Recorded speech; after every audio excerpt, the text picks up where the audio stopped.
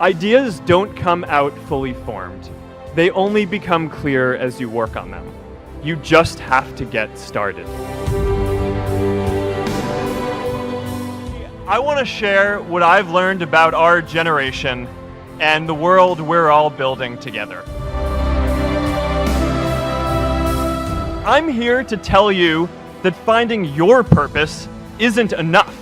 Purpose is that feeling that you are a part of something bigger than yourself, that you are needed, and that you have something better ahead to work for. Purpose is what creates true happiness. You know, that movie made it seem like Face Smash was so important to starting Facebook. It wasn't. But without Face Smash, I never would have met Priscilla.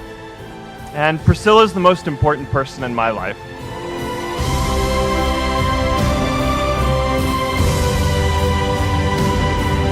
And a lot of people are feeling disconnected and depressed and are trying to fill a void in their lives.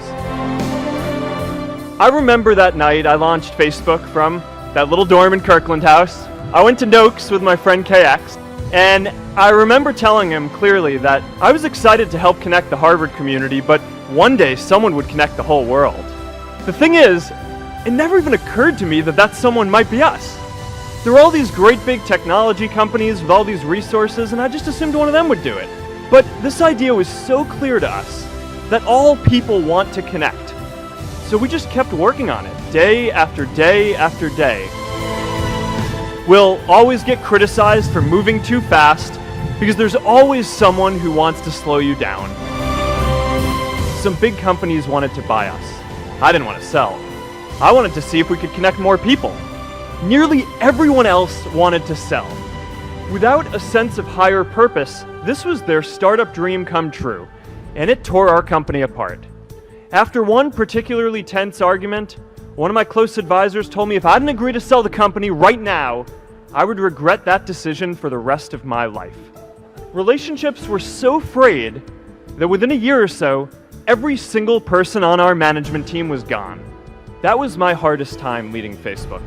I believed in what we were doing, but I felt alone. And worse, it was my fault.